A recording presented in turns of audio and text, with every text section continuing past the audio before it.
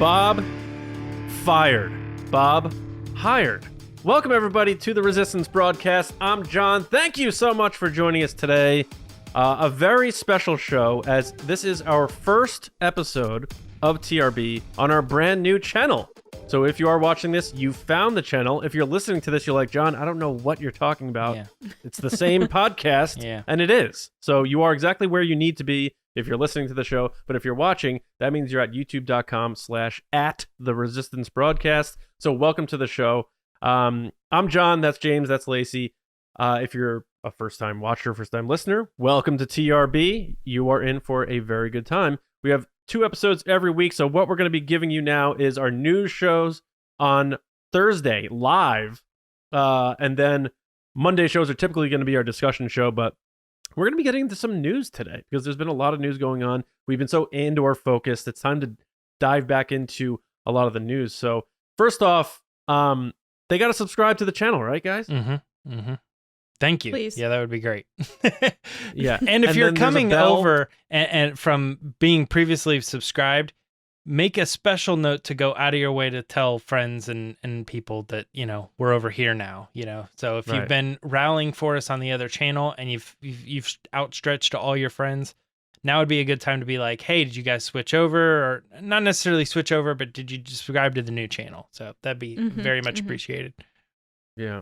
Yeah, and then the whole bell thing for notifications, because not only do we have the 2 episodes we're going to be doing every week, the live shows included, we also have a lot of other stuff we're going to be doing on the channel, some exclusive to the channel, and of course we have our Willow Patreon. comes out this week. Yeah. Willow does come out in 2 days. It's crazy, and you know, the 3 of us were lucky enough to be able to watch a bunch of the episodes, and I remember seeing Willow when I was a kid, and getting the cups at Wendy's and stuff like that. But it's been a long time. Like I deleted Willow from my brain almost.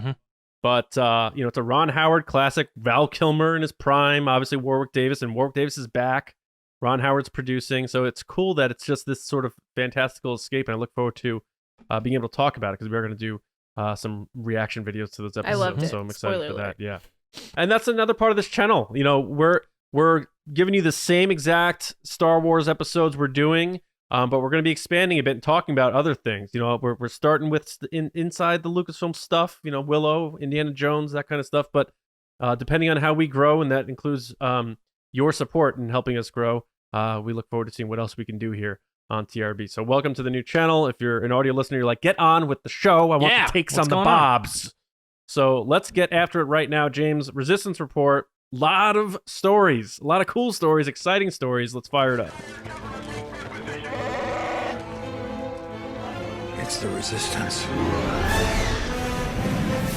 Guys, we could start with that Bob Iger, Bob Chapek story, but this is the Resistance broadcast, and you know what we're going to talk about first? We're going to talk about how Jon Kasdan was asked about making a solo sequel on his media run for Willow.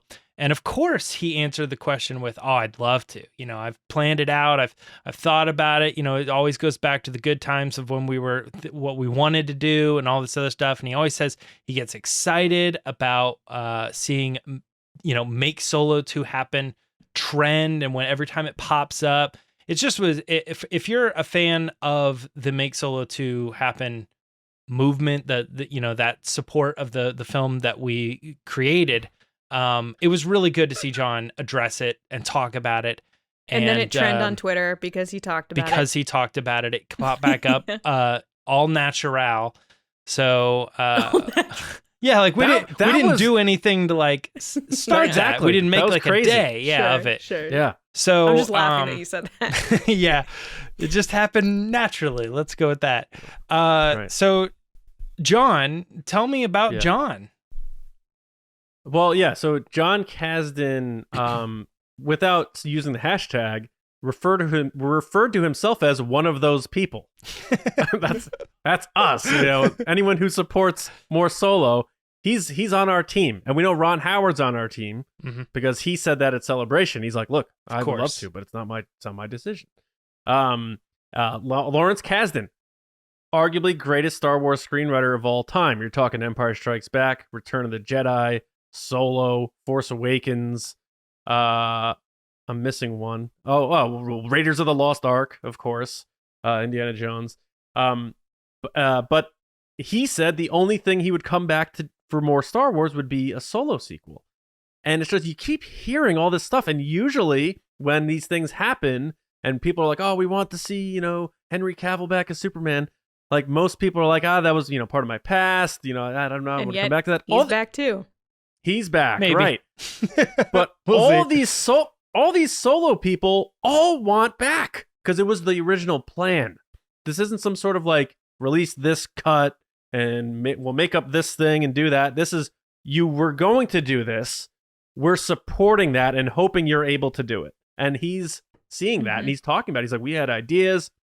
And the coolest thing I noticed was him almost verbatim saying what Alden Ehrenreich said to Josh Horowitz on Happy Sad Confused 2 years ago, which was, I liked my journey through Solo because I got to become the character that people then eventually meet in A New Hope. More of that jaded type, self-serving, Chewie's the only person I trust. That's the fun part that I want to explore. And Kasdan said that. He's like, I feel bad. We took him there on that path to get there. He didn't get to fully play it with that version of Han yet. And I would love to, I think he just said it simply, I would love to see him back. And you would also have to imagine that if Solo 2 got greenlit, there would be some like, don't try to make it just like the first one. Like, let's change things up, make him a little bit more like Han or whatever. You know what I mean? Like, it would have to be. I'm sure the creators would explore a different version of Solo, to some degree as well. And it would have to be, because what happens that, and people say, oh, it was all they checked all the boxes and we didn't really need that movie and stuff. But it's like, no, I thought it was very interesting because at the beginning of the movie, you see this sort of optimistic, aspiring, go-getter kid who had the Han confidence that he always had in the swagger, but he gets beaten down throughout this movie. His father figure betrays him. His friend, who he thought was now going to be his pal, leaves him high and dry. And the love of his life at the time ditches him, and turns out she's with Crimson Dawn. Like, those are 3 big, heavy hits, and all he has left is Chewie and that beat-up Falcon. And then, of course, it's ending with him going right to Jabba's palace. It's set up so perfectly. And then he would get to be that version of Han who is sort of just out for himself, sort of like at the end of the movie when he tells Enfys Nest, like, don't hold your breath, kid. I'm not joining your rebellion. So I love that Kasdan's talking about this so candidly, because he could have easily, he's out there promoting this other project he did. But you can tell on his face that he was not like, when an actor gets asked about something, they're like, oh, man, I don't like really Henry Cavill in the Superman thing. Like, would you ever return to Superman? He's like, yeah, I would. I just, that's different, because he was under contract with the Snyder Cut, and they were doing reshoots. He couldn't talk about it. That's why he was always like saying, I would love to come back. No, that's what I'm saying, is that he was always very like, yes, I would love to, but for some reason there was this whole like, the studio isn't making Superman movies. Why? It was like this whole thing. But there's an energy with Jon Kasdan about this, and he like, when you get so passionate, almost like I guess how I feel I'm being right now, but he's like talking about it in such a fan way where he's like, the Darth Maul thing, oh yeah, I was like, oh my god, we had these ideas and stuff, and it's like, oh, I want to see those so bad. He has them on a dock somewhere on his laptop, and his dad's like writings are there, like it's all there, and they have the assets, Jabba's palace from Book of Boba Fett. All the stars are aligned for this.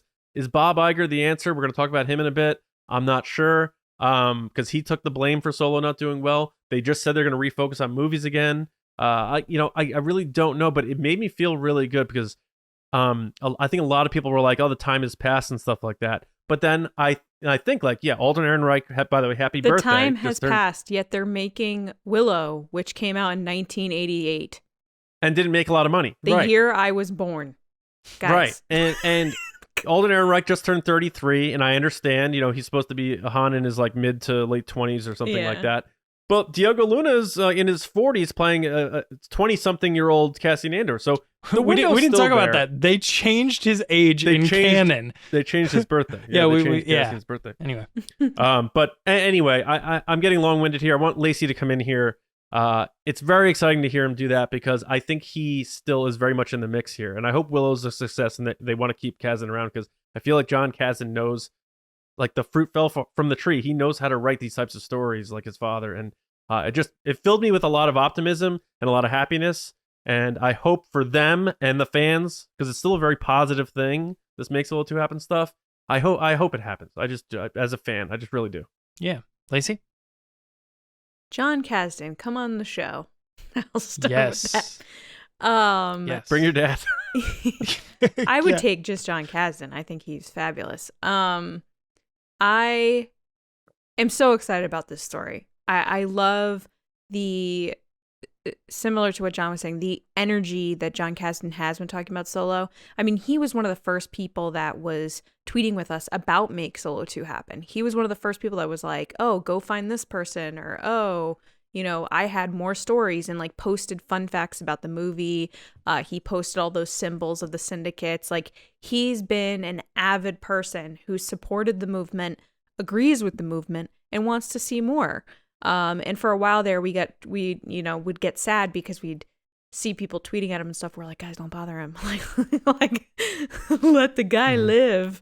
Yeah. But it's awesome to see him publicly recognize that every year when people were talking about it, he was over there kind of like, yes, keep going. And the fact that, James, we know that Michelle Rejwan was talking about sending pictures of your sweatshirt to him. Yeah, to John. Yeah. So he's seen my sweatshirt. He's seen our photo of the three of us. Yeah, I remember for sure. he was talking about that with us online. And I keep going back to that conversation before this of him talking to Ash Crossan at Star Wars Celebration, where he was talking about how he wants to do more Solo, and he's been having active conversations with Jon Favreau about it.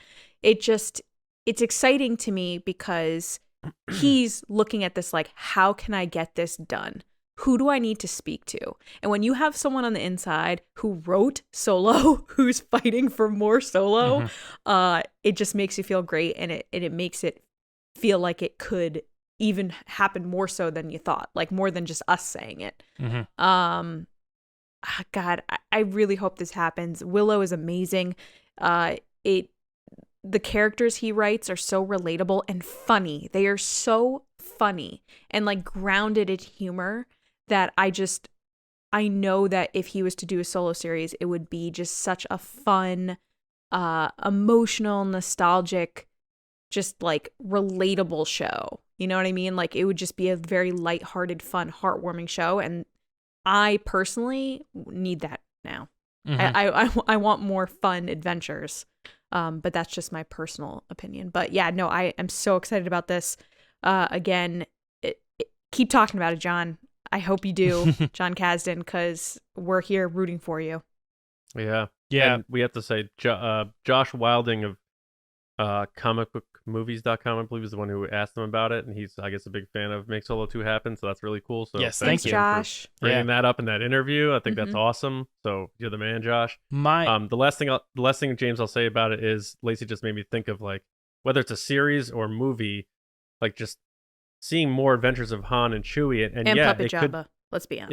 It could be like just fun serial stuff, but also like Han and Chewie refer to a lot of stuff in the original trilogy and Force Awakens about things they've done and gotten out of and stuff, and like we could see some pretty cool stuff happen between the two. And Jon get Kasdan Boba Fett. wrote with his dad the Kylo Han Solo moment. So it would be perfect for him to take it over from Lawrence Kasdan, because not only is he his son and he helped write Solo, but like now you're passing kind of the torch on to something else after he's worked on Willow. So Yeah. Yeah, my angle with this was just coming into it was, everything you guys said. It was great to see John saying what he was saying. But my biggest thing was the Willow angle, and I'm sort of, not like it was genius or anything, but I was sort of proud of myself a long time ago when I said, I think Make Solo 2 Happen is going to kind of depend a little bit on the success of Willow. So we need to cross our fingers now and hope that show's good and people like it, and it does well on Disney Plus and all this other stuff, because I think that bodes well for Jon Kasdan's careers and what he really wants to do. And here again, he's making it very clear what he really wants to do is continue the Solo story. Now that, obviously not as of today, the world hasn't, but we've seen what Willow can do, and we know that what we've seen of it is awesome. And we're like, yes. So yep. this guy, I really think when the show rolls out, it's going to prove itself. He's going to be, an in writer for them and a go-to person. And hopefully it turns into one of those, like, I'll do one for you if you do one for me sort of things. And with his credibility, he could fall back on, guys, just the same way you did the deal with my dad about I want to do Solo. Again, I want to do Solo. I'd love to see him get that. And John, you nailed it on the head too. Like, we've talked at ad nauseum about Solo stuff, but like, it really is true that if they did the series just the way that he did the Willow series, he took the movie, he expanded it out. People love Willow, but people don't love Willow. You know what I mean? It's like, it's a good movie, right? But I think people are going to fall in love with that world again when they see this. So I think putting the Solo characters into his hands might reignite a love for the Solo movie if you didn't like it, and you could probably get away with it pretty easily by calling the show like Han and Chewie, and then you're like, oh, no, I'm not calling it Solo, but it is Han Solo, it is the character, it is Chewbacca, it is the Millennium Falcon, so come and join us on a different, it's not Solo, you know what I mean, kind of thing.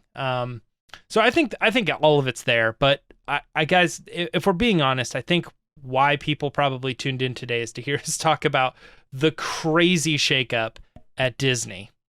We were getting comments about this on last week's episodes. So we gotta like get to it. Before the news even broke, I think people were commenting on it. We gotta get to it. I mean, I know everybody knows what's going on, but to sum it up very quickly, a surprise move by Disney out of nowhere. I've heard even to the extent of like surprised everyone, fired on the spot kind of thing. Like he blindsided. Bob Chapek steps down as CEO and was replaced immediately by Bob Iger, who was the previous CEO, now retaking his position and signing a 2-year contract, which doesn't mean anything, but it definitely means he's back. We've been hearing a lot of rumblings about his personal opinion on how the company has been run since he's left, and so in some ways I say it's surprising, other ways I say it's kind of not that he would return. But I hesitate to say it was universally praised, but I didn't see very many people, if anybody, saying that this sucks. Like that Disney was headed in the right direction or something, and this is a step back to what we didn't like or anything. So I think all around this is a good thing, but there's many angles to come in the future as we discuss more, like what's going to happen with Lucasfilm, what's going to happen with the parks, what's going to happen with merchandising, what's going to happen with Disney Plus. Like, there's a lot, but I'm gonna kick it off with you, John, on just the general thoughts of the Bob Iger replacing Bob Chapek, I guess, once again. But I was talking. I was also, trying to how does reach it out... feel to get another chance at meeting Bob? Yeah. Well, yeah, we'll see if I get that chance. I don't know if I'm on the checklist, but I tried to reach out to people I know who are currently working around Disney and that sort of thing, and a mutual friend of ours, I'm not going to say their name now, I'll tell you guys later, but said like the next day in that building, people were very happy. Like, it was just a different feeling, and it's clear. I mean, one, just from I saw people online that worked at Disney like moments later being like, "Oh, thank God." Yeah. Like, oh, I'm so happy. Oh, this is such a relief. I think it's crazy, like, from a fan perspective, but I don't feel very often I've seen like the employees actually vocalizing. Yeah. That they are very happy that the leader of the ship is now gone. Yeah, I mean, there's one thing to like public facing and sort of the outward public persona, I think, is an underrated aspect of this sort of position.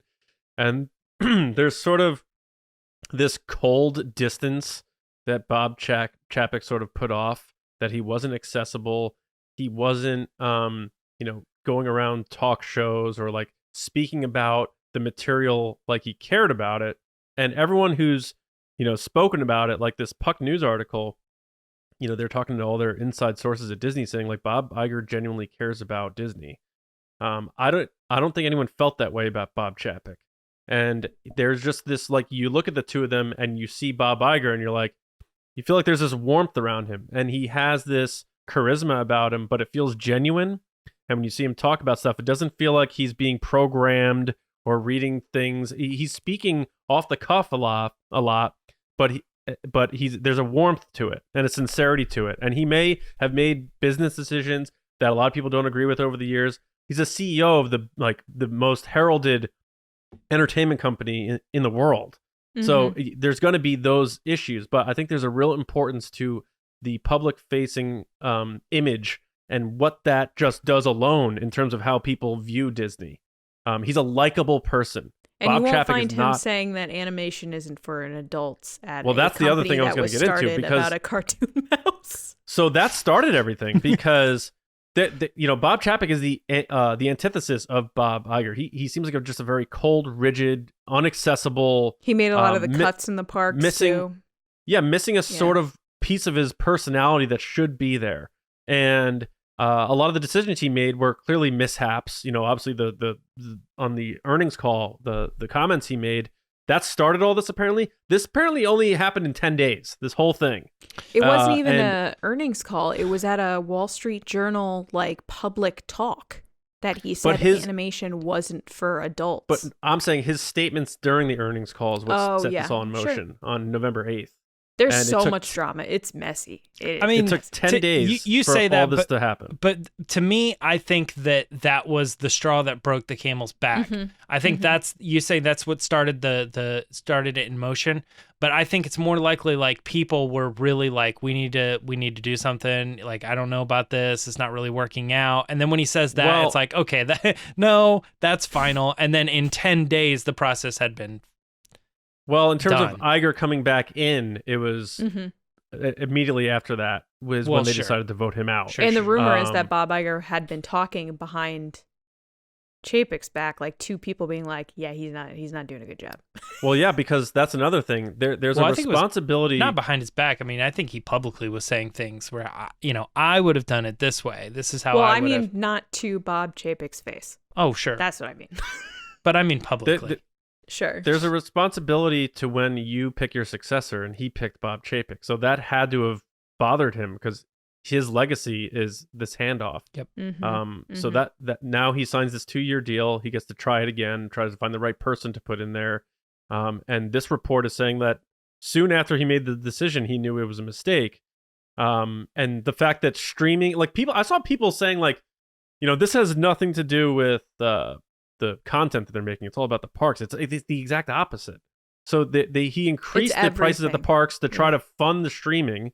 They're losing money in streaming.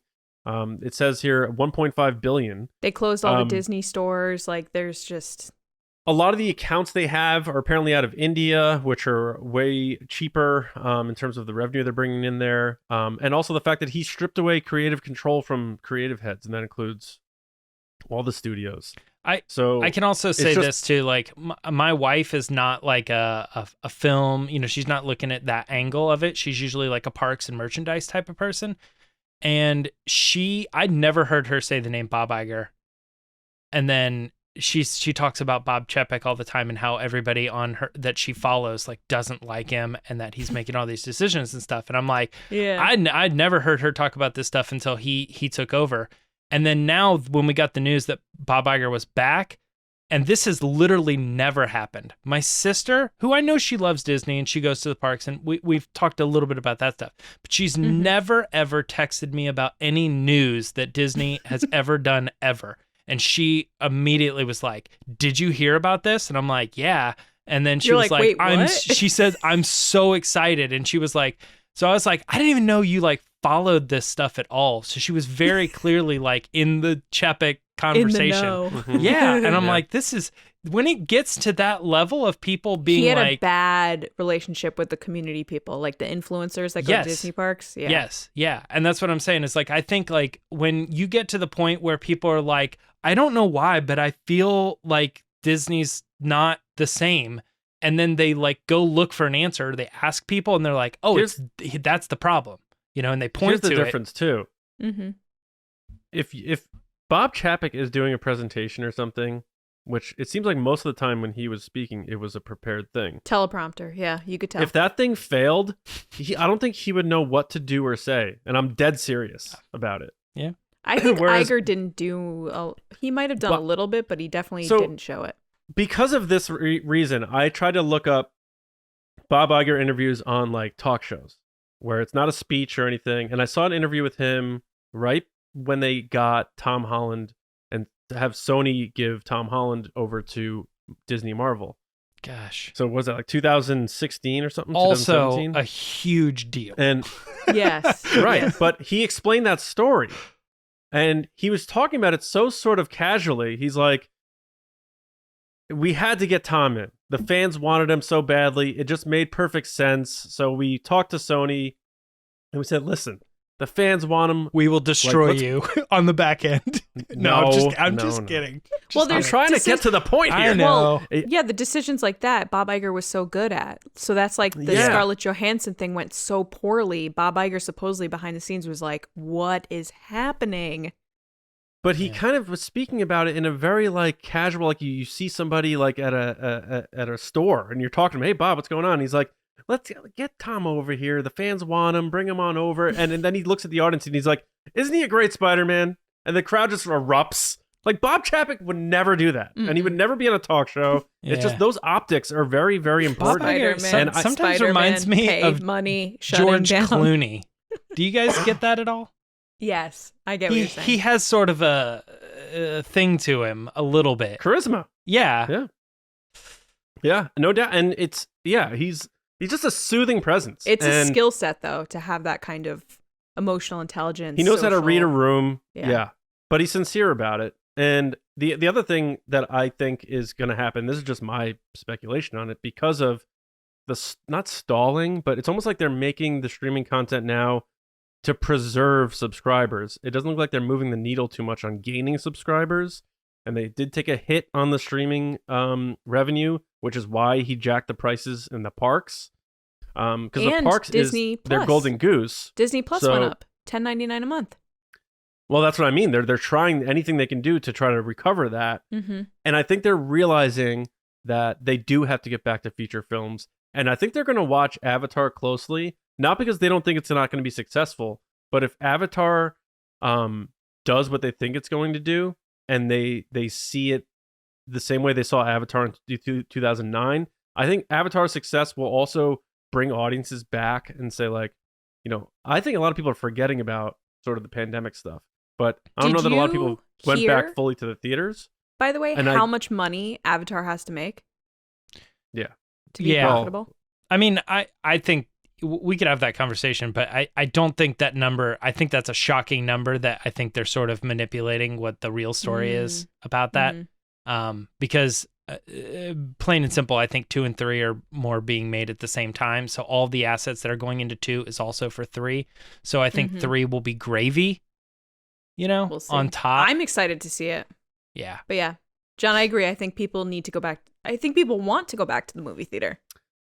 Yeah, and I think they need to do it. I think that's why you're hearing these reports about, now we're not going to cover them much because there weren't much statements about it and who knows what the sources were, but that they're going to start doing more Star Wars movies. And I think it's important. I think we've seen, Andor aside, some of the budgetary issues with the Star Wars series, and that could have been, a Chapek thing too, who knows? But I think they're realizing they need to make more feature films for all their IPs, not just Marvel, because, yeah, Disney Plus is good, but they may have not topped out, but it looks like things are leveling off there, and it seems like they're making content to sustain as opposed to gain subscribers. I haven't seen a lot of ads about buying Disney Plus and stuff like that. I think they are shifting the needle back to feature films because they realize those things will bring in money, and the people who are Disney Plus subscribers are still going to go to the theaters to see these other Disney feature films.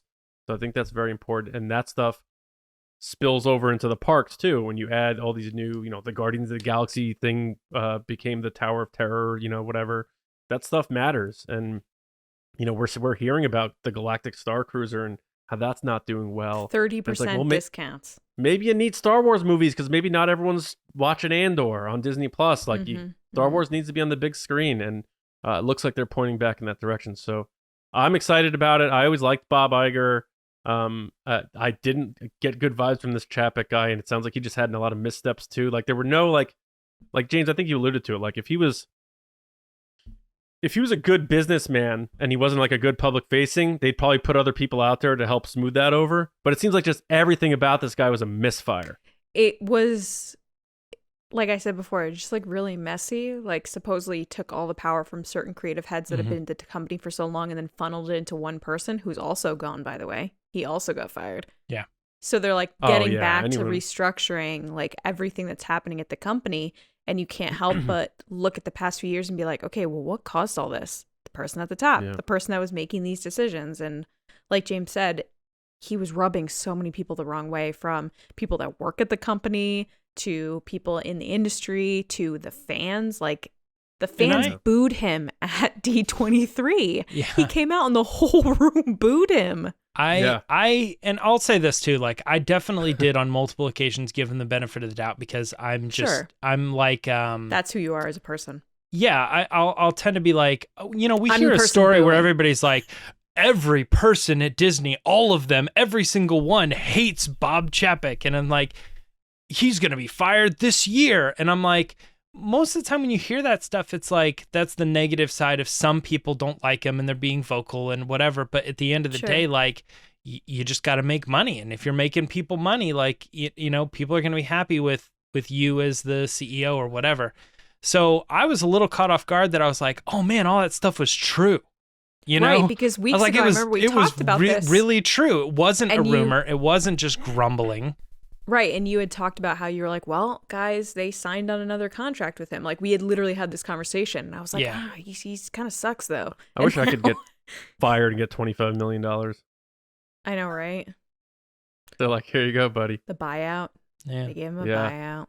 But moving into what's next, what does this mean? I think that's the big question that a lot of people have been asking on our videos and on social in general. Is like, guys, what does this mean for Lucasfilm? Right?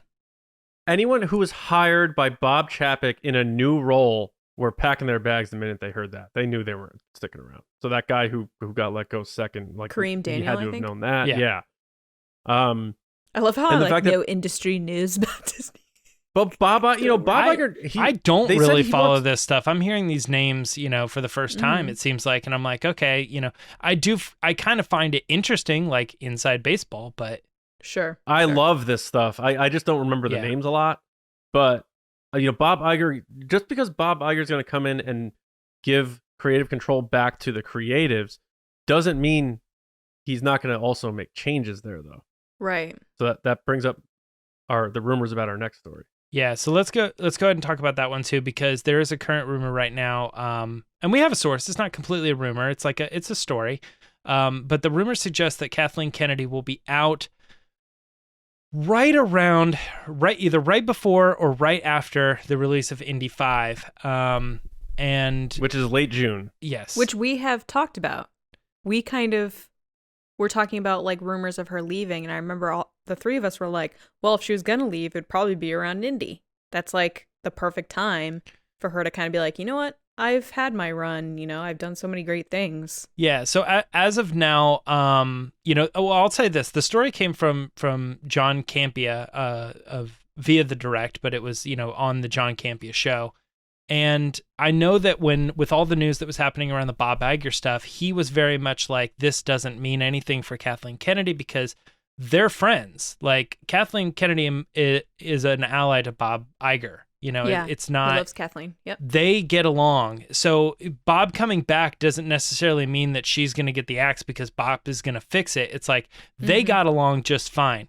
So that Bob coming back is not why this is happening. But the other side of it is he turns around and he says he's getting this information from somebody who's 1,000% correct on these types of things, is what he says. So if this ends up being true, we don't know if it's on her own will or some shakeup, but I just getting it right off the top, I don't think it has anything to do with the Bob Iger, Bob Chapek swap out. I don't think this is necessarily why it's happening. But John, you're giving a face. This is a podcast, but you're giving a face. What's going on? Yeah. Because at the end of his Subscribe to our YouTube to see the face. Yeah. yeah, See all the faces you want. Up to 3. I guess at the Ring guess that bell at the for end of- notifications. Yeah. Sorry, go ahead. at the end of his sort of spiel here, at least via this article, he says that though. He says he was sort of wrong in that way, in the assumption that Bob Iger coming back means Kathleen Kennedy's good, because he said his source said, "Oh, you think Kathleen Kennedy's going to be more entrenched now that Iger's in?" And he said, "Yeah." And he said, "Well, you're wrong." So that's why I was sort of saying, like, this sounds to me like even though Bob Iger's coming back, he's still going to make changes because he knows changes need to be made. And again, there's a lot of nuance to this thing. And for whatever reason, people on both sides of the aisle are obsessed with Kathleen Kennedy and her job. And it's Imagine being in it's- that position. I would. Oh my god, I don't know what I would being do. her. Yeah, She doesn't care about people online. There's no way. Like, You she's don't been think so. that okay, but at the end of the day, regardless of how successful she is, and she hasn't, done anything wrong necessarily, you have to imagine that every once in a while it gets to you. Every once in a while, she's human. Maybe. She's I human. think she's so above that stuff. I and, would like, hope. I just hope so, because I know if I was in that position, it would probably bother me. Like, she was producing movies when these people weren't even In diapers. Like, born. I know. It's I'm just, just like, saying though, crazy. after a while, it must just get annoying. So, yeah, and I think And her there picture is- in like red with red eyes. yeah, I think there's nuance to all this stuff, and I don't like the people who obviously are just constantly waiting for her to get fired or leave. But I also don't like the people who are just 100% full on defending everything she does, like, either, because I think that's how can you possibly do that too? So there's nuance to this. Like, I respect Kathleen Kennedy so much. How can you not? Second in terms of dollars, most successful movie producer in the history of the planet. Right. She's done incredible things. She's made a lot. I love every Star Wars movie they've made under this umbrella. I like a lot of the shows. I like all Star Wars, but clearly there were mishaps with a lot of the productions. That's on her. There were a lot of projects that they announced maybe too early. They got scrapped, and we've gone through those lists many times. We don't need to do that again. She's a great producer, maybe not the best executive. Like there's amazing, Aaron Judge, like best baseball player on the planet. But if you said, "All right, Aaron, now we need you to go manage the Yankees," Go be an accountant. He's probably not going to be good at it. So she was a great producer. That doesn't always mean it's going to translate to an executive. She had 10 years of great success anyway, regardless of that. And maybe it's just time for a change, and that's okay. Like, it doesn't mean it's the red eye video, but it also doesn't mean every single thing she did was great, because it wasn't. Like, there's nuance to this stuff, and you got to be real about it. So I respect the hell out of everything she did, but I can totally see this being the end, because it's sort of like the legacy aspect of it. When she came in, she kept talking about how we're going to finish that saga that George started. And now Indy 5 is finishing that saga. And it just makes sense because she has ties to that legacy element of Lucasfilm. For if we're going to start over again with new movies in 3 years, she's going to be like 73. It doesn't make sense to start your next era of Star Wars movies and then in a couple years later have to spurt and get another person in there. Everything makes so much sense right now for this to be the time. And it's there's no animosity there. It just makes sense. You know what I mean? Yeah, 100%. Yeah. Lacey, any thoughts on Kathleen Kennedy and the rumors out there? Like I said You earlier, said some of them, but yeah. No, like I said earlier, I think I strongly stand by this. I said this years ago, and I remember it was an episode with John Roca, where I said, if she ever leaves, she's going to leave on her own terms. I'm sure that part of this might be that a change is needed, but there's also a part of it that I'm sure she wants the change as well. I'm sure it's not like a Bob Chapek similar situation.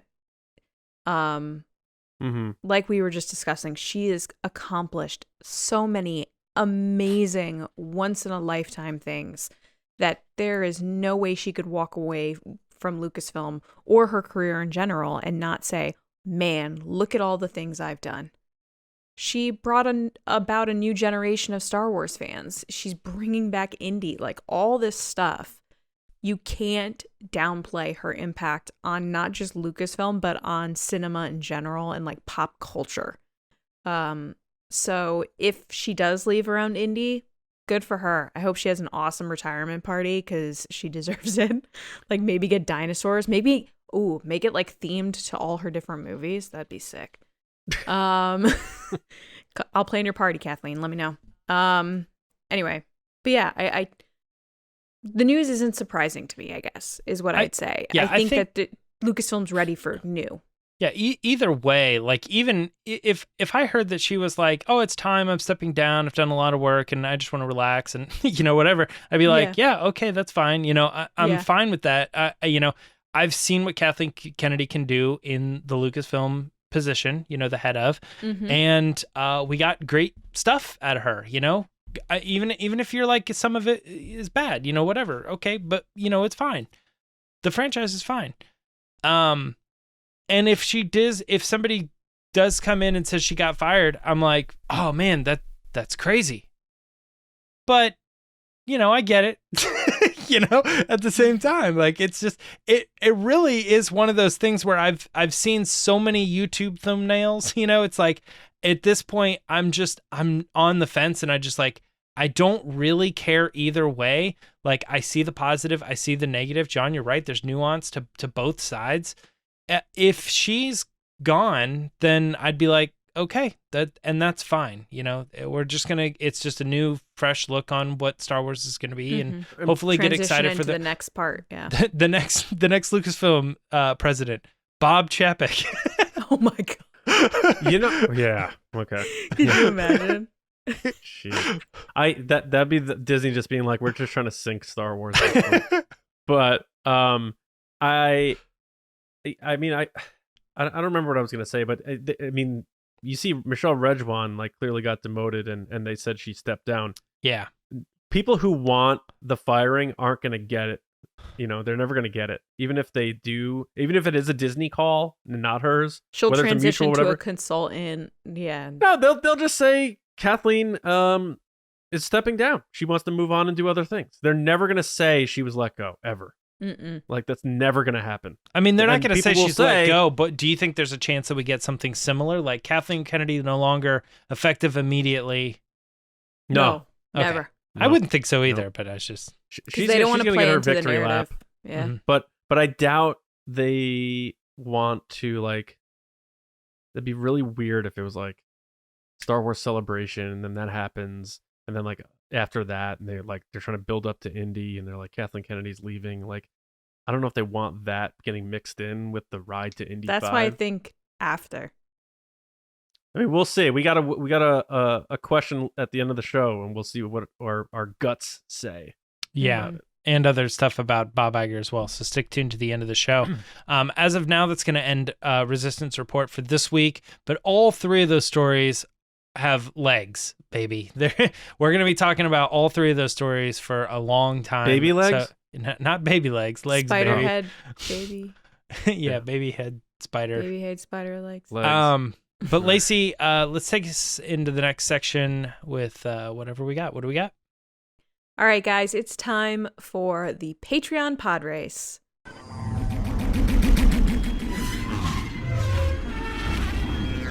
So there are lots of ways you can support us. You can follow us on our new YouTube channel. Hi, how's it going? Ring the bell for notification. Follow us on Twitter at TRB Podcasts, on Instagram at The Resistance Broadcast, or on Facebook and audio platforms like Spotify and Apple Podcasts. Please rate us on those audio platforms. It really helps us out, lets people know about our show, as well as lets us know how we're doing. We love reading them. It's a great time.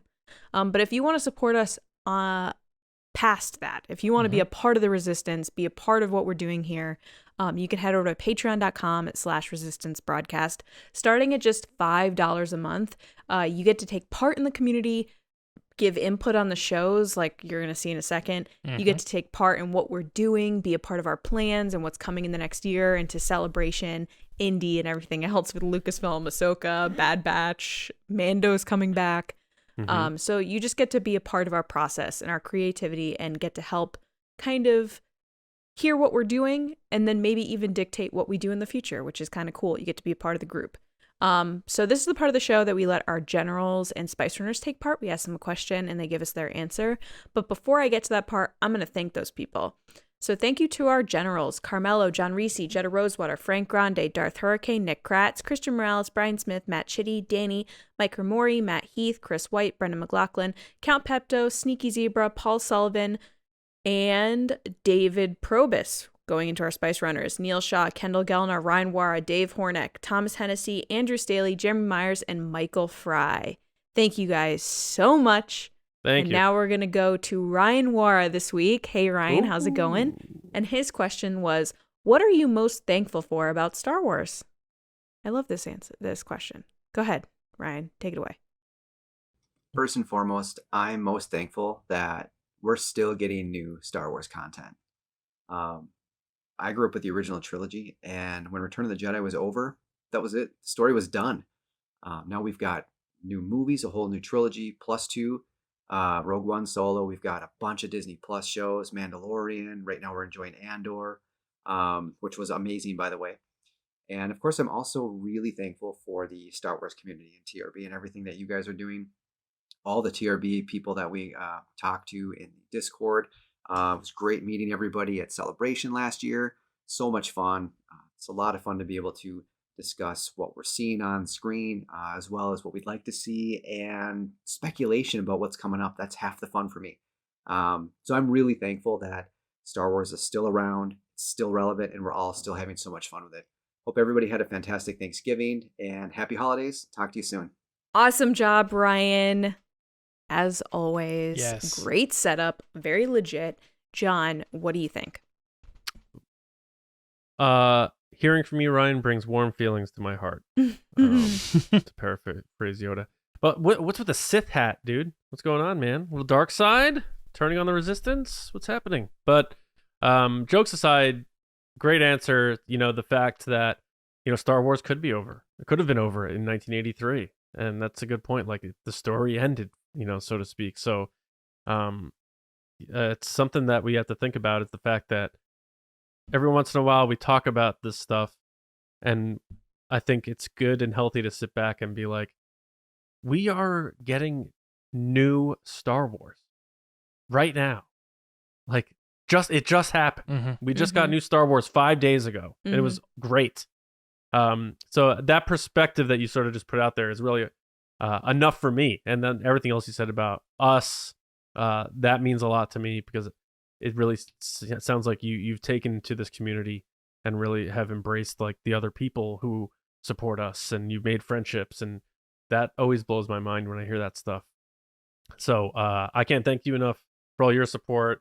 I hope you had a great Thanksgiving too, and I look forward to chatting up with you more on our bi-monthly calls and all the other stuff we have going on in the on Patreon and the Discord and Q&As, all that good stuff we have going on. So thanks so much, Ryan, and talk soon, pal. Yep. James? Yeah, I mean, you're dead on, Brian. Exactly. With everything, it's one of those things like that you sometimes get so used to seeing Star Wars content all the time. You're like, okay, what's next? Oh, Bad Batch is done. All right, whatever. And then it's like you kind of forget, like, oh my God, they just made an entire season of Bad Batch, like 16 episodes. You know what I mean? It's like, it's crazy. Just how much actual Star Wars content is going out. So it's nice that we have a day called Thanksgiving. I know it sounds kind of stupid, but to like actually maybe take the day and kind of think about some of the stuff that we kind of take for granted throughout the year, including what you're saying there, like the community of people that we have around the entire franchise. But yes, even like specific, like, oh, that's my 501st crew, that's my animation crew, that's my books crew, or whatever. That's my podcast crew, right? And we have that as a group between the three of us and everybody else. And then we even have that amongst ourselves, like Lacey has her friends in Star Wars, John has his friends in Star Wars, stuff like that. So it's all about what we got, and we got it. So Thanks for being a part of the show, as always. Well, thanks for being a part of the show today. And thanks for being awesome as always. Ryan, great job. Awesome answer. Great setup, like I just said before. But I really loved your answer. I think if they never made more Star Wars, I'd be sad. But at the same time, I'd be happy because I've met all these wonderful people, including Jon and James. Like, my life would be so different without Star Wars, just in the past 5 years alone, that I just wouldn't be the person that I am. It's changed my life. And I can't say enough how thankful I am for people like you, Ryan, for Jon and James, for the community, for the podcast, for the experiences I've had, and just the connections that I found online. Because I can easily say that I have more friends online than probably in person, but that's okay. I'm cool with that. And it's because of Star Wars. So thank you for your answer. We really appreciate it. And we're lucky to have people like you in the community. So now we're going to head to Jon. All right, it is time for Will of the Force. I fear nothing, for all this, as the Force wills it. All right, now you guys are used to James doing this. I've been doing it a couple times here. We'll see where we go with this stuff going forward, but it's teamwork makes the dream work, as they say. But yeah, so what happens here? We put questions out there that involve whether something will happen or not, and we also pitch this for our patrons at patreon.com/resistance broadcast to submit some, and we pick those. So we have a mixed bag here. Some I came up with, some they came up with, and let's get after it because some of these can be pretty fun, hopefully. But we talked about it earlier. So here's the first one. After all that discussion, what does your gut tell you? So sort of like a yes or no sort of thing. Will Kathleen Kennedy be the president of Lucasfilm 1 year from today? James, and mind you, her current contract runs through the end of 2024. James. I guess my gut says no. And I think, you guys are right about the whole Indy thing we talked about earlier. How she's got some connections to that. And she has connections to all the other movies that they're sort of working on. But before she gets too involved with that stuff, it's probably better to hand the reins over now and let somebody else handle Taika's movie and Ryan's movies and all the other stuff, all that, because she's not currently involved in anything movie related except for Indy. And once that's done, now is the perfect time because we have no titles to anything, got some people loosely connected on the waiting list. It does just sort of make sense right now that it would, that would happen. And then with the report, I'm going to go with it probably not going to be the president of Lucasfilm a year from now. All right. And I pretty much gave my answer before because of why start a new era of films with the same person and then have to restart with a new executive. So I'm saying no too. Lacey, how about you? No. All right. She won't be. Yeah. 3 no's. We will see. And if you remember this time next year and she is, you can rub it in our faces, but no pies. Okay. Thank you. Next one is a Patreon submission. General Paul Sullivan. What is happening, Paul? He said, will any of the Rebels characters already cast for Ahsoka show up in Andor Season 2? Lacey? That's a good question because Hera is mentioned in Rogue One. That is and they're going to Yavin. That is a good question, Paul. I'm going to say yes, because Hera. Ooh. We already know that she's at the base. So, yes. Interesting. James, what do you think? As much as I'd love to see it, I'm going to go with no. Interesting. Based on season 1 of Andor and people saying, we could see this person and we could see this person and this person could show up. And then we watch Andor and it's like, yeah, people maybe from Rogue One, kind of showed up, but it really was based on new characters and the story that Tony wanted to tell. So I don't see him particularly writing in as he gets closer. True, some things, but I don't know. I see him being like, this is the story I'm telling for Andor, and it doesn't necessarily involve the cartoon Rebels, Right. But we'll see. Yeah, it's tricky for me. I'm leaning towards no. I know we talked about it on our Does last Ahsoka Andor count? live show. Yeah, I know we talked about it in our last live show for Andor about him talking about like more legacy characters coming in for season 2 and more legacy locations, that sort of thing. But I'm thinking like Ahsoka filmed in California, Andor's filming in UK. Would they have one of those actors go over there just for like a conference room rebellion meeting? Like I don't know that they cared for that much. So I'm leaning towards no. That's my gut. But Lacey, it honestly would not surprise me at all based on like your reasoning.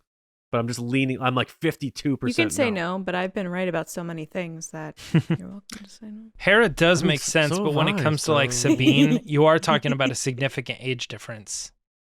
Like you Uh-huh. are talking somewhat Mm. in the range of like 10 years or so. Mm-hmm. Mm-hmm. Well, how about all right? So how about this one? One of our commanders, Aaron Owanya. What's up, Hi, Aaron? Aaron. What's up, Aaron's buddy? the Hello. best. He's one of the sweetest people we met at Celebration. I can say that, and we met a Mhm. lot of people. Mhm. He submitted this on Patreon. He said, "This might be a sweep. I think. Will Star Wars movies finally get on track with the return of Bob Iger as Disney CEO?" Now, I sort of showed my cards on this already. I'm saying yes. I think they not only will they be back on track, I think they're realizing how imperative it is and how important it is. So I'm saying yes. Star Wars not at the movies? What? Yeah, James. Are you a yes on this as well? I am a yes on this as well for two reasons. One, if Bob was hurting it, or Bob Chapek was hurting it, Bob Iger's coming in to fix it. But if nothing was actually affected and it was just kind of fine and they've been working towards this, then Bob Iger does nothing, and now's about the time we're going to start seeing movies. So even if the question is based around Bob Iger like fixing the problem, now that he's the CEO, we're going to get back on track. I think either way, you're going to be starting to see Star Wars movies come out and be back on track in the near Right, future. right. And Bob Iger might end up taking credit for a lot of that, but you know, It might and have it already could be been his happening. thing. Yeah. It may have already been happening though. I think yes. I think get excited, Aaron. All right, Lacey. I agree. For all of the above, yes. All right. You know, if the Taika movie's out, it makes me. I mean, this is The fine, Ryan another movie, discussion. even we didn't really talk about it at all. He made more comments this week around Glass Onion and like Oh, his. yeah. He's now not even saying like, "Hey, conversations are happening." He's like, "I pray to God that I still have something," and we're like, "Didn't you have a Or the- trilogy?" that he would do TV, that he would do anything. So yeah, but I mean, by all accounts, it looks like Glass Onion's killing it. So I can't congrats wait to him, see and it. I can't wait to see that movie. I know it's funny. Like, I've probably seen it by the time this comes out Mm-hmm. on Netflix, but This I'm is sure coming I out on loved it, Netflix? so- Yeah, I wish. Yeah, that's our big announcement. Is we're on Netflix. Skip intro. No, but our last one. Well, I guess my quick point on that was, I wonder if these other movies that are coming, like the Lindelof stuff, is like discussions like post, like Kathleen Kennedy, because if the Taika thing's out, that's like the last one under her watch. Because Well, you have to think someone was commenting how Disney just shifted all their movies around and they have nothing like the second half of next year yeah, in the and movies. this whole secret writers room thing. Yeah, you know, yeah. There's like I hope someone writes a book. James, you said that recently, and I agree. I hope somebody writes a book about The all this stuff. Chapek years. Da, da, da. But our last one here, James. I'm gonna start with you. This is 'cause such a this is James like question. right this is like in his your dream. wheelhouse. Will Bob Iger sell Disney to Apple by the end of his contract in 2 years? Matt brought this up to me the other day and I was like, oh my God. Yeah, this is not new. This has been something that's been going on Rumbling, yeah. for a while. It was really big somewhere around like 2019, I think. And I don't know if it had something to do with the pandemic or just was like a deal that didn't end up happening. Tim Cook talks about it. Well, he doesn't talk about acquiring Disney, but he beats around the bush a lot about how they acquire smaller companies all the time. And they might be interested in some bigger companies, and people point to Disney because of the relationship that Disney has always had with Apple. specifically Bob Iger even has with Tim Cook and even more so Steve Jobs. I mean, Disney, Pixar, and Apple and all that stuff with not Tim Cook, Steve Jobs, all that stuff is very connected. But to me, And to George Lucas. yeah, to me, when I hear this, I just think, I go, that makes sense, sort of, but like, why? I don't see the angle of like what Apple does with Disney and why they acquire that and how that grows Apple, other than they can add a bottom line to their like services, for instance.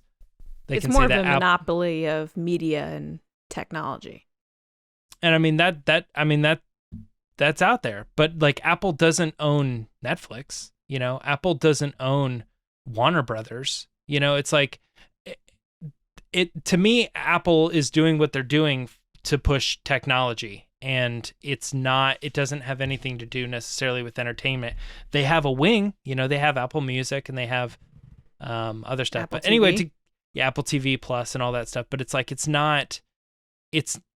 I don't know. I just don't see them. I don't see where this makes sense, and somebody would have to kind of explain it to me. I say no. I don't think this is going to happen. I could go on for more with this, with Bob Iger and why he would come back. Yeah, to do this. I've heard that he wanted to make this deal final because he was thinking about it a while ago. But it's just like, to me, I just don't think I don't think that makes sense. Plausible. Think of your Apple Watch could be your magic band. I mean, saying. It already kind of is. All right, James. No, I'm saying like it has a lot of the same features. Like they do open that up anyway. I was trying to do shtick, but thank you for confirming that. Lacey, how about you? Is Apple buying Disney in 2 years? No. Within 2 years? No? Mm-mm. Right. I think Disney's got to fix some stuff before, but then that would be the perfect time for Apple to want to buy it because they're, in a tough spot. But no, I don't think so. I'm going to say yes. Interesting. I think it's going to happen. I mean, Ted Lasso's ending. Like, they need content. Let's face it. Ted Lasso's ending. Let's just buy a whole company. Let's just buy Disney. And some theme That's all. parks. Yeah. It's like when a guy, like, is going through a midlife crisis and he, like, buys, like, a Corvette. Tim Cook's like, I'm going to buy Disney. I play with that for a little while. I just don't think Bob Iger was haunted by the deal that got passed up years ago. I think it just didn't make business sense. They moved forward, and now that he's back, everybody's like, maybe that deal will come back. And it's like, I don't think it didn't make sense then. It still doesn't make sense now. Yeah, Mm-hmm. I like Disney being. I like Disney being on its own too. So, I think I said it just to like say what the hell, why not? Because we agreed on like everything, all of these, and people are like boring. Yeah. All right. Thank you to everybody for listening to the show, watching the show. Again, if you're watching on YouTube, make sure you subscribe. It is a new channel, youtube.com/@theResistanceBroadcast. And make sure you put notifications on because in addition to our shows, we're going to have other content on here as well, including my rants and rumors, new thing I got going on. But Thursday, don't forget, we're going to be live. We are starting a weekly live show. It's still 2 episodes a week, but one of them is going to be live, and that's going to be our news show now on Thursdays. It will also hit the podcast app the following morning, so none of that changes for you, but make sure you're subscribed. And also, the cool thing is we'll get to react to news earlier. Sooner. That week. Yeah. And who knows, if we could be live and something could hit, and it's like, oh, guys, this news just came out. Let's talk about it. And that's really cool. Mm-hmm. Because that's happened on nights where we've recorded or like just finished. Like in the middle, yeah. Or Fridays. Yeah. And then, like Lacey said also, we have 375 ratings on Spotify. So 25 away from 400. I think we're over 500 on Apple. And thank you again, by the way, if you're still listening right now, to everybody who responded to Apple's call for Star Wars podcast for Andor coverage. Yes. We had so many tags in that, and I really can't thank people enough for doing that. I mean, our patrons always go to bat for us because they're in the base, but so many people who are just listeners of ours or peers of ours tagged us with other pods. Quote tweeted. I I saw us paired with Force Center a lot. A lot of people who listen to them listen to us, and vice versa. I think we that's like really Ken. cool. Mhm. Yeah, Ken and Joseph. Oh, I don't know and Joseph. Jen. Sorry, Joseph. But I know Ken. Yeah, I know both of them. They're great. Yeah, and just thank you to everybody who did that. That really meant a lot to us, and we really appreciate it. And hopefully Apple saw that, so that's really cool. But yeah, so you can find Maybe me we on will buy Disney. Yeah, After that, they're like, you know what? You can find me on Twitter at Johnny Hoey, writing and editing all around. And of course, my movie podcast, Just Like the Movies. We just did The Dark Knight recently, and we're doing another Batman movie next. I don't know why, but we're doing Batman Returns. goodness. James, how about you? You can find me on Twitter and Instagram, both at Myra Trunks. Oh, and I guess Hive. That's a thing now. You can find me gonna say at that. James Baney. Yeah. Yay. I'm so Murtaugh with this stuff lately. All right, Yeah. Lacey. People can find me on Twitter, Instagram, and Hive at Lacey Gillerin. I'm on there too. So is the podcast at TRB Podcasts. Yep. And you can also find me on TikTok at It's Lacey Gillerin. It's Lacey Gillerin. Yeah, so I had at Lacey Gillerin, and then they locked me out and they wouldn't give it to me. So I'm now It's Lacey Gillerin. It's Lacey Gillerin. Mm-hmm. All right. So we will be back with you live Thursday night. And of course, on your podcast feeds Friday morning with another episode talking about the news right here on the Resistance broadcast. Thank you, everybody. And until next time, we'll see you around, kids.